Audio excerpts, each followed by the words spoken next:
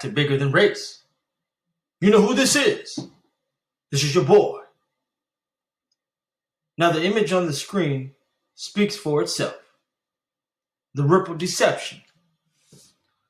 Ladies and gentlemen, this is a warning. This video may get some likes. It will get dislikes. It will get many comments. But ladies and gentlemen, this is my truth. This is my perspective. And this is me sharing what I see through the smoke of the Ripple deception. Now, you may have a different opinion after seeing this video. There may be some questions that you may ask yourself. You may ask yourself, have I been bamboozled? Let me find out really what he's trying to convey to us. Ladies and gentlemen, I'm not bashing XRP in this video, but I am just going to show you what I see through the Ripple deception. Ladies and gentlemen, this video is going to be a doozy. I want to thank the subscribers, the comments, the likes, the shares, and I want to thank my Patreon community. If you haven't joined, you need to. Let's go.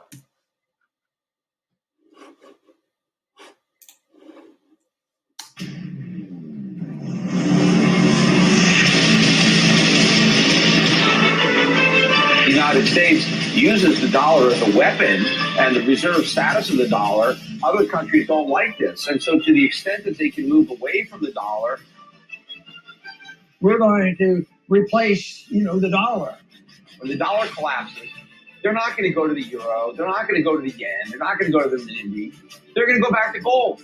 If you love your country, you should have gold in reserves. If you have a crisis of being intact, the paper money goes down in tremendous value.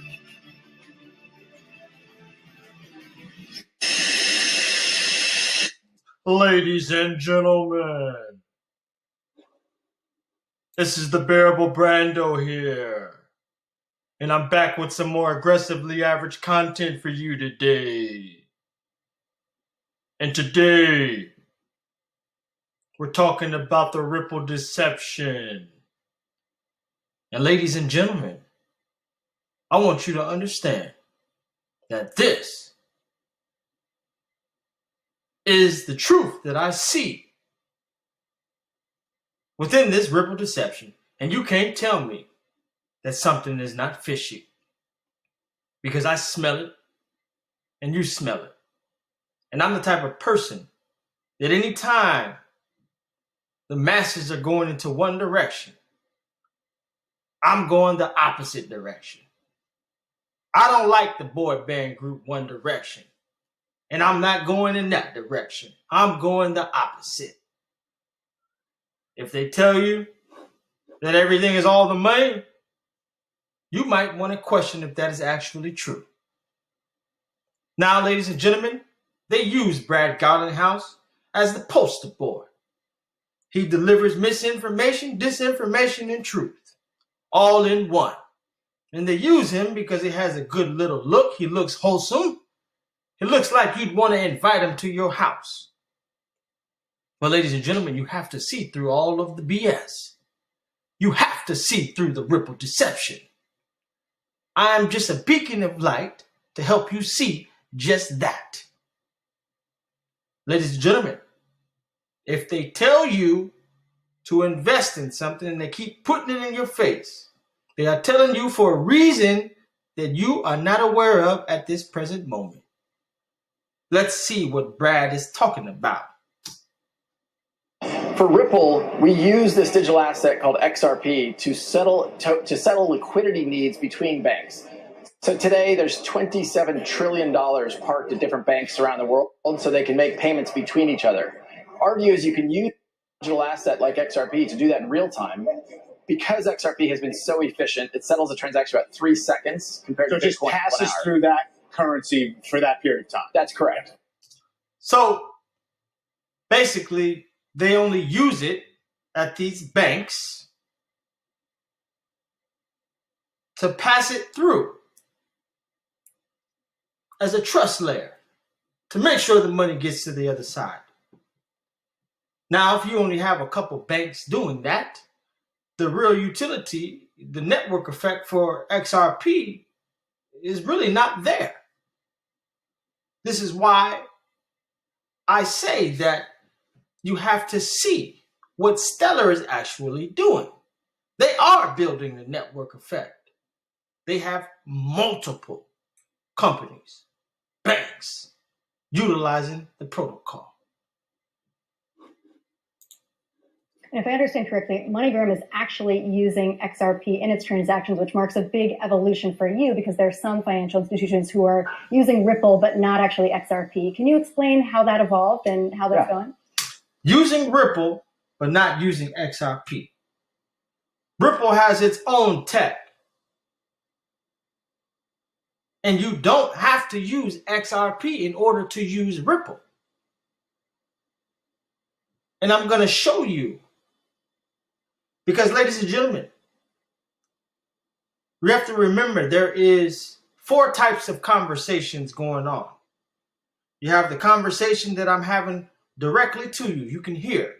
Then there's a conversation that's happened indirectly. And then we have a conversation of the things are not said.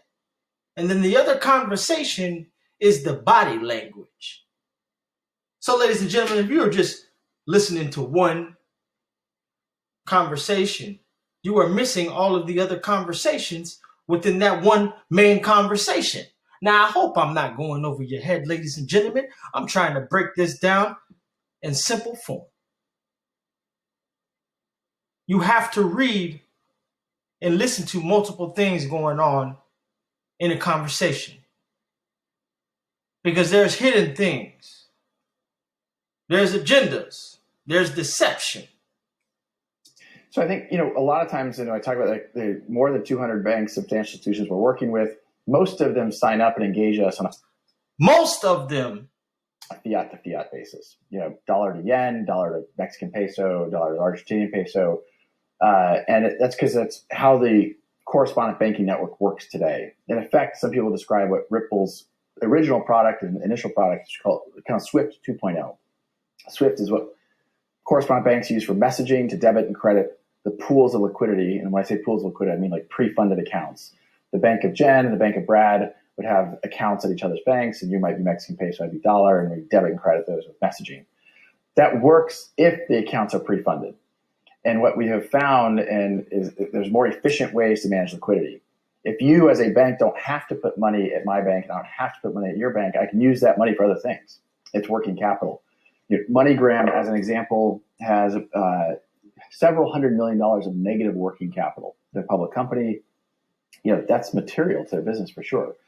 If by working with them, they can reduce the amount of pre-funding, that is very accretive to how they think about the use of capital and what they can do with that if they didn't have that negative working capital out there. I know some of the hesitation from some of these financial institutions is that XRP, being a cryptocurrency, has some added volatility risk as opposed to, fiat currency, dollars, pesos, whatever it might be. How do you get over that, or how do you overcome that risk? It turns out this is a risk that is a little bit of a red herring, and it's born of, I'll use Bitcoin as an example. A Bitcoin transaction has taken as long as 8 or 10 hours on highly intense days of activity on the Bitcoin blockchain. So if you have to hold Bitcoin for 8 hours while you settle a transaction, that's a lot of volatility risk. An XRP transaction is always about 4 seconds long. So if you're only holding a highly volatile asset for 3 or 4 seconds versus holding fiat, a low volatile asset, for a Swift transaction, maybe 3 days, it turns out the volatility risk, because it's such a short amount of time, is lower using an XRP transaction than it is using a Swift transaction that might take 3 days. Makes sense, Brad. Basically, you're just confirming that they use XRP to send money to make sure it gets to the other side. For those 4 seconds, that's it. Not that many people using it. That's why we don't see the price being affected like that. Now, let's continue. Now, this wonderful little interview here. You can see her all googly-eyed. Banks. That doesn't make a lot of sense. But what about you, for Ripple, building a platform that could perhaps substitute XRP for a Fed coin one day, or We think about other? the XRP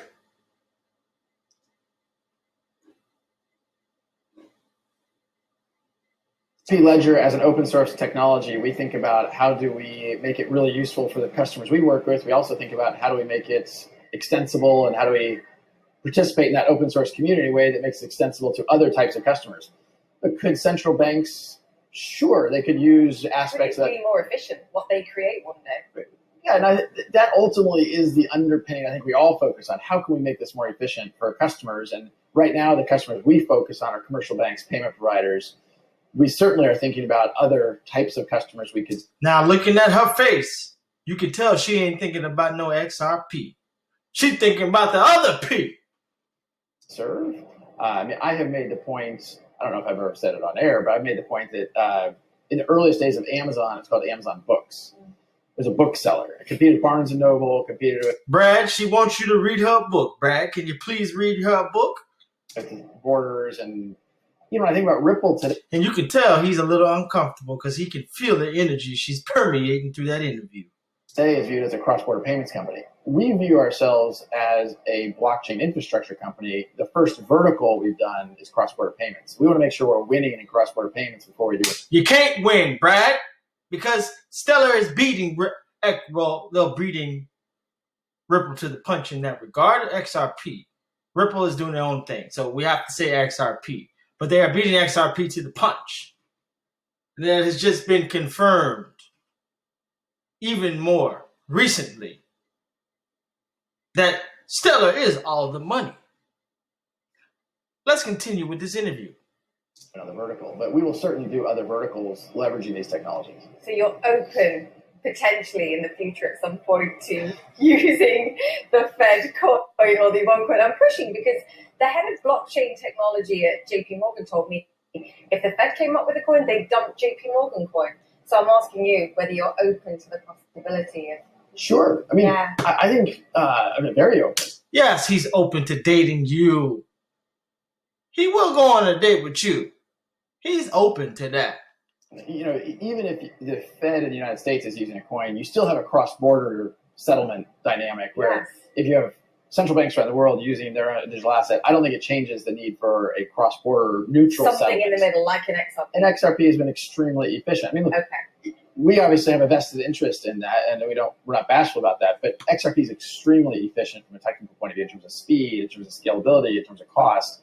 Where I'm a Bitcoin holder, but it's not going to solve a payments problem when the transaction time and transaction cost is, almost 1,000x what it is for XRP.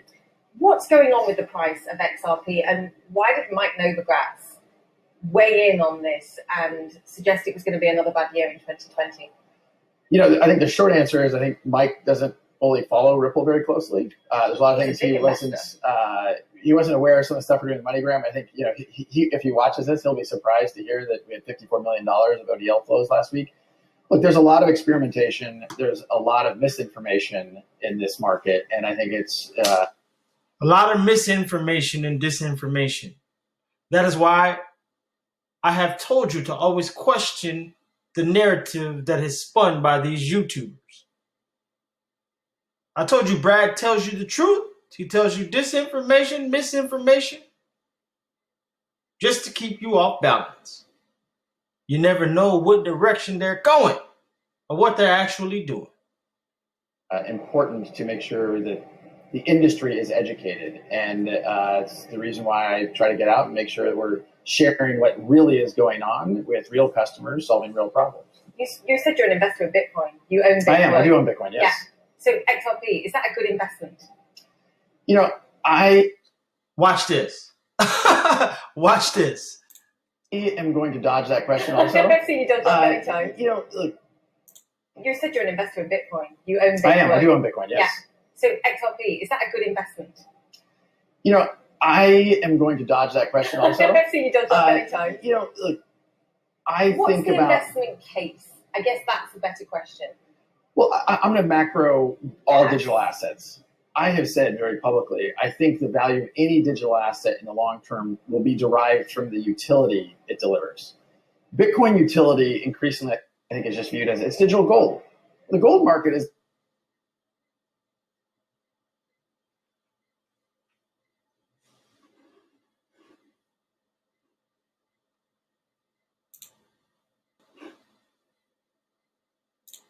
and Bitcoin today is, I think, around $150 billion, $160 billion. Yes.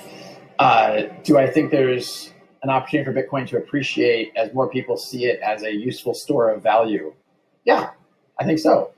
Do I think there's going to be other digital assets that increasingly have utility for customers and therefore drive velocity, usage, people holding it, drives demand? Yes, I think that's likely. Will the utility value of XRP always outweigh the store of value reason for holding it in your mind?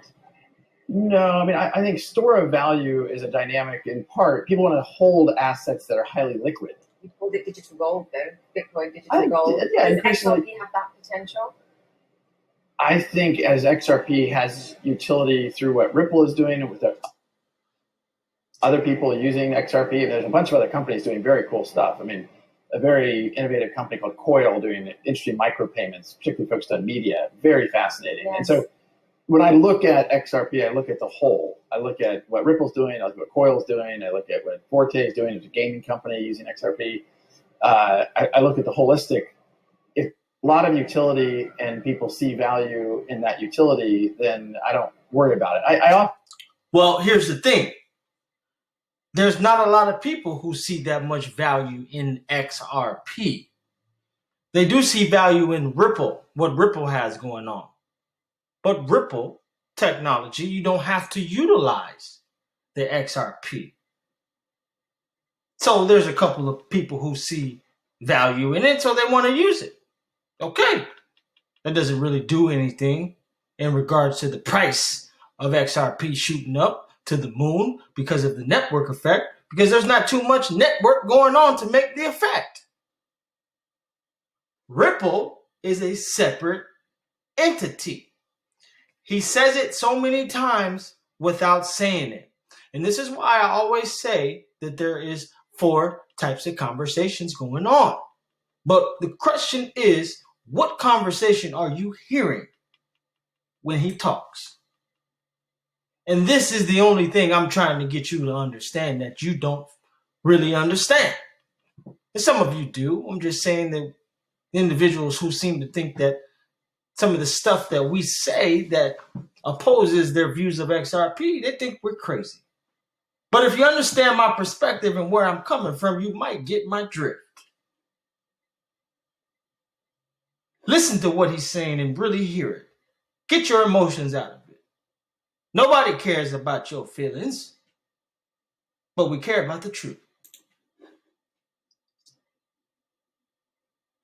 Now, in this interview, Brad Garlinghouse... I saw some Twitter traffic.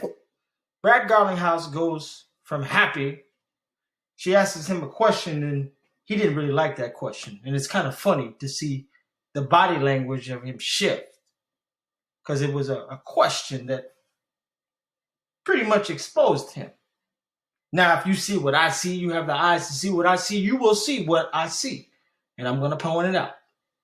One in particular, crypto BitLord, that's threatened to take over because they say that you, the company, is dumping, that you're pushing supply out to the market. Now, understand this. Words mean things, folks. And things are set up from the beginning for a reason. Now, Jed started Ripple, then left. They said there was a fallout. Listen to the narrative that was spun in the community so you can understand how they pinned it and played the masses that are in crypto. Jed started Ripple, left, formed Stellar, but upon him leaving, there was a contract in place that he was going to get a set amount of XRP, and he was going to sell it on a certain time frame, and it would be a certain amount. Doesn't that seem like manipulation? Now, if you look at it from how I'm looking at it, it definitely does. because it was set up strategically for them to do what they need to do and to keep the price down and to manipulate it and to do all the other things that they do. They cause hype, hopium with press releases. It affects the price. They sell it and boom, rinse, wash, and repeat. To them, they're winning regardless. And they have no real interest in you, the investor. Ripple's only interest is in Ripple. They really don't give a damn about XRP, just as long as it gets them what they need. They get the value, the gains from XRP, and then they go and fund other stuff. They're buying houses in Singapore with your money. And that is the truth. If you see past the deception, you'll understand that everything is planned out. Can you explain to me the difference between XRP and Bitcoin with regards supply and with regards how much ownership Ripple itself actually has as a proportion of XRP out there at this moment? Okay, so the first thing to understand is these are all open source technologies. When people talk about forking technologies, you have seen Bitcoin forked multiple times. You have Bitcoin Cash, Bitcoin BSV, Bitcoin Cash, Bitcoin Diamond, Bitcoin. I can't name them all. There's 4 or 5 forks of the Bitcoin blockchain. Bitcoin, obviously, the primary BTC has remained kind of the most notable. But in the same way, people can take XRP and open source technology, and hypothetically, they could fork that if they chose to do so. Now, around the ownership piece, as is the case with Bitcoin, there's some big whales that were early in the Bitcoin community. There's one wallet that has 1 million Bitcoin in it. Nobody knows who owns it. In the XRP community, Ripple is the largest owner. And the point I have made is we are the most interested. And Jed seems to be the second largest owner. Party in the success of the XRP ecosystem. We're very focused on our use case and how do we solve problems with XRP. But one of the things I'm excited about is you're seeing a growing ecosystem. Did you hear what he just said? Let me rewind that back for you. Pay attention. Of the DAI tells you all the time words mean things, folks, and you don't even see the words. You just get brainwashed by what he's telling you with that southern accent. You must have too much cinnamon in your damn eyes because you've been doing the cinnamon challenge with DAI. Listen. XRP ecosystem, largest owner. And the point I have made is we are the most interested party in the success of the XRP ecosystem.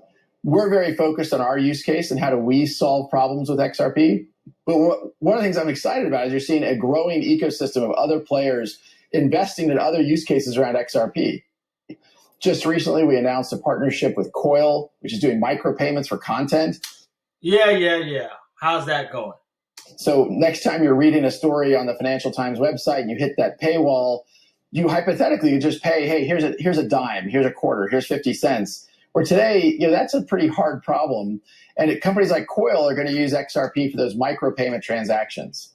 So yes, Ripple owns a lot of XRP. We're very interested in the success of XRP, but okay, so there's only Coil and Forte. MoneyGram no longer uses XRP since February 2020. So where's the adoption? Stellar, on the other hand, we see multiple things building on Stellar. I mean, it's so much news, I can't even keep up with it. And it seems like the only news that I'm hearing with XRP is a bunch of speculation. Let's be honest with it, guys. Let's be real. 99% of the predictions in regard to XRP never happen. They've been telling you all of the money is going to be running on the XRP ledger. They told you the digital dollar. They told you this. But it's not ran on the XRP ledger. It is being run on Stellar and other blockchains. We just got news announced that the euro was going to be ran on Stellar. Ladies and gentlemen, this is not news to me because I've already came to you and showed you that this is all evident on the Stellar website. It tells you the truth. But see, the problem is people don't want to do their own research. They need somebody else to tell them what the truth is. Hence, this is why we have so many sheep in the world. You need digital asset to tell you or the bearable bull to tell you that your investment is good, because you don't want to do research for yourself to actually find out that what they're saying is not the truth. And that is the truth. The accusations of us dumping, that's not in our best interest to do that. We're clearly interested in a healthy, successful ecosystem. It is in their interest to do just that. It is. It is in their interest to dump when they need to. It is in their best interest to sell. This is why we see Jed McCaleb, the transactions, him selling 29 million plus XRP. Now, if XRP was going to do the numbers that they said it was going to do, why would they be selling so much XRP? I would want to hold on to it if I know it's going to be $10,000. All this hopium. It's not real. Nobody can sit here and tell you something is going to be $10,000 and it's going to be that. Why is Jed selling all this? Answer the question. They may say, oh, he's mad because of what happened with Ripple and him. He had to leave and go and form Stellar. Stellar is the little brother. Blah, blah, blah. Let's go. And particularly when I go back to the chart that I just showed of the rise in value over the last 12 months, there is a relative outperformance of some of the other digital assets here versus Bitcoin. Is this the moment where we see the beginning of the end of the dominance of Bitcoin? Well, I think Bitcoin's going to remain a very important kind of player within the crypto community. It has been, and I think will continue to be, for so many people, and even as you mentioned, Square and others, that when they first get involved with crypto, they start with Bitcoin, and then from there they expand their portfolio.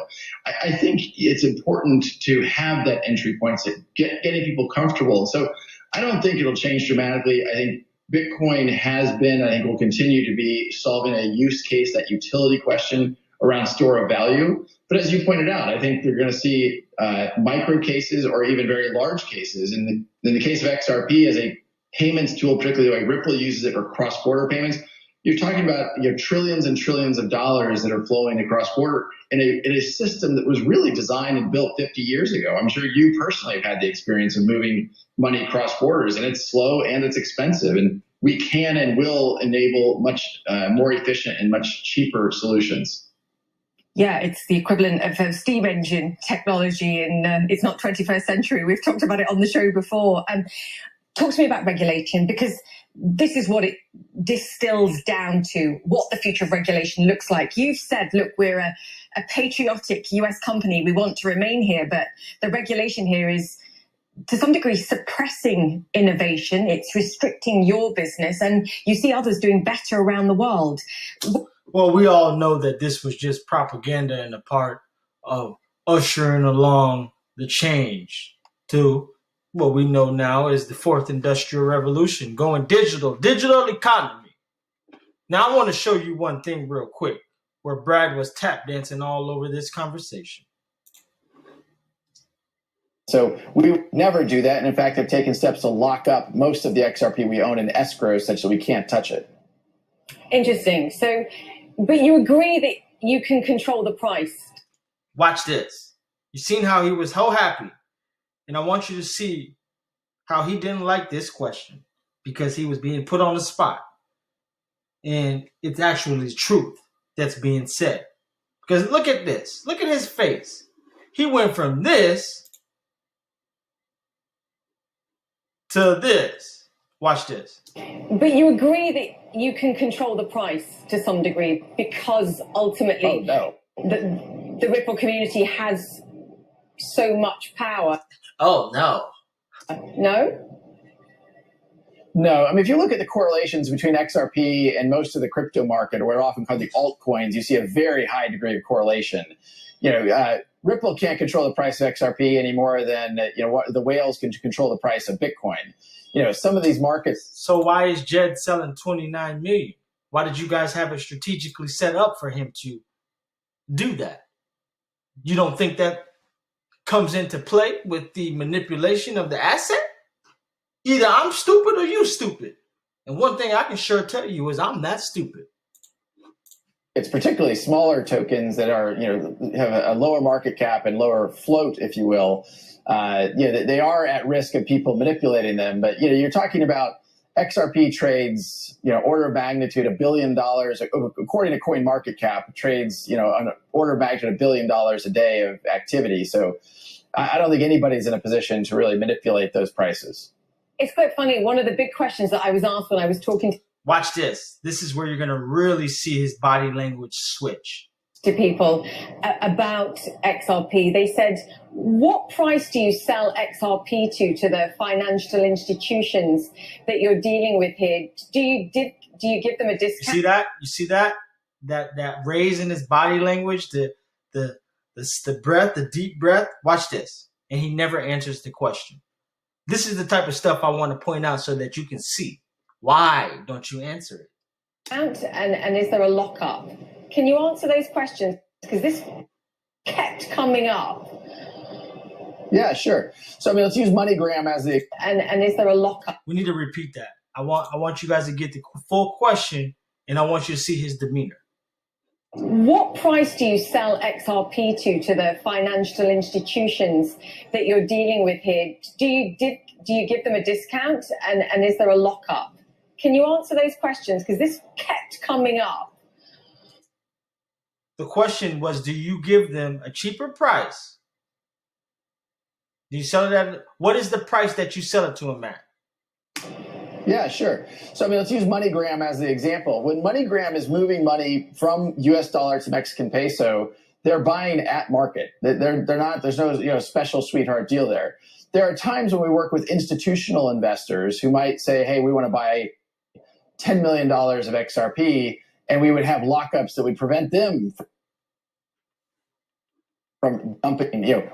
We don't want some other party buying a whole lot of XRP and dumping it on the market. And so we would hypothetically have restrictions about what they could sell and what, how often. And usually those are based upon volume in the market.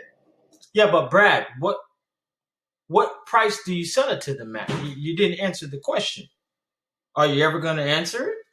Yeah, so you might give them it slightly cheaper, but you say to them, hey, you're not allowed to sell it for 6 months, let's say, or a year.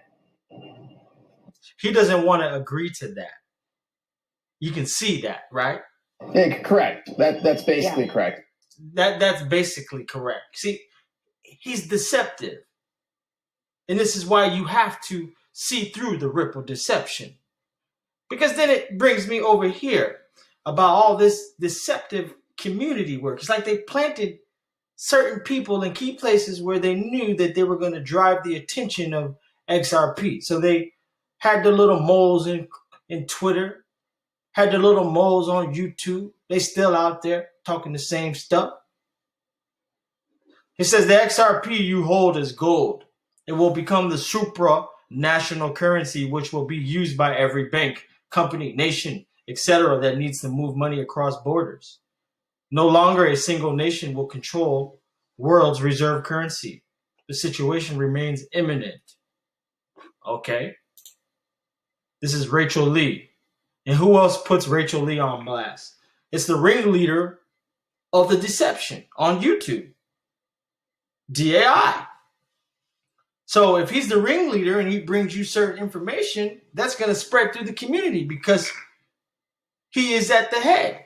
But if you destroy the head, the body crumbles. You see how I'm thinking? Now, I don't want to crumble nobody, but I just want you to understand the deception and the layers of how it works. She says, if you think only JP Morgan was calling crypto a scam while building their own secretly, think again, because there's a whole new global financial system being built in secret for years now by the IMF, BIS, Central Bank, etc. XRP will take the role the US dollar plays today. I don't think so. We are impatient and we want to see XRP get to 1,000 in the blink of an eye. Well, we've been blinking for our goddamn last 3-4 years. And it hasn't hit 1,000 yet in a blink of an eye. XRP will easily glide to 3 to 4 digits when the world is ready to accept and fully implement the new global financial system. All efforts are being made to position XRP as a global reserve bridge asset. XRP Darren, at what price do you quit your job? $1, David Short said. So he doesn't need XRP to go to $10,000 for him to be rich. All he needs is $1.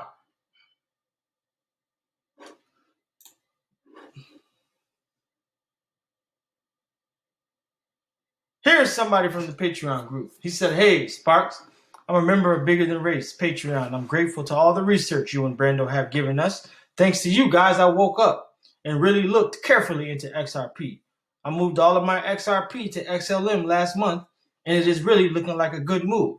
I appreciate you. Now, ladies and gentlemen, you need to look at the timing of things. You got this flare drop. Think about this. You're going to have your crypto locked up on the exchange for 3 hours.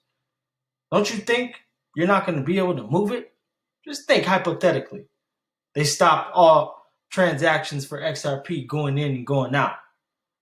And then you see the price of XLM rising because 99% of you moved everything over into XRP just to benefit from a snapshot airdrop that you don't really know nothing about.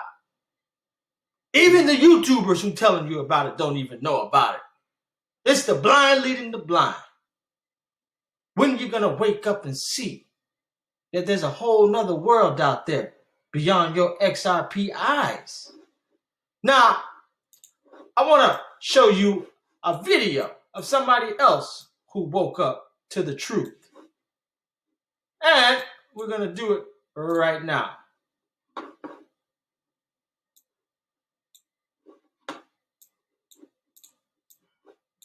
Now, this guy was just like you and me. Fell for all of the bearable BS, all of the hopium and hype.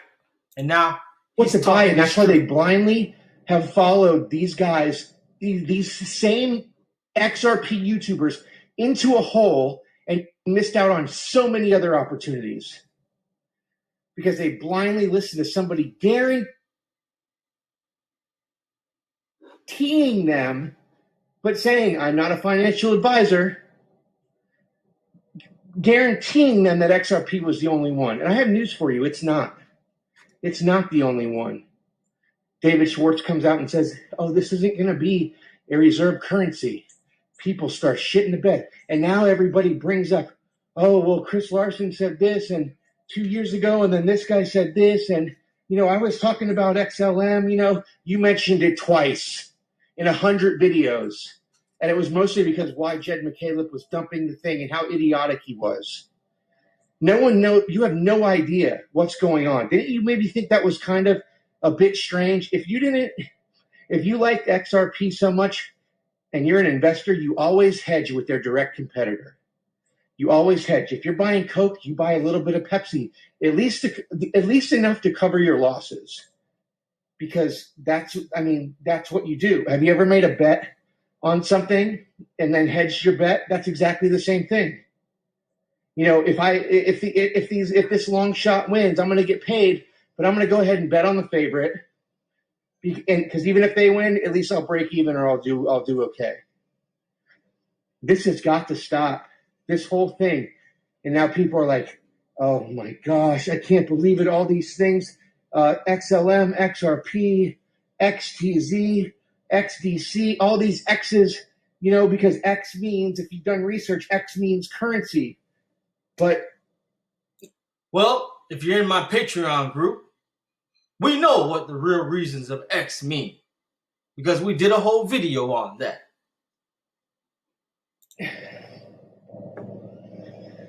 There's a lot of things out there, guys, and you have to...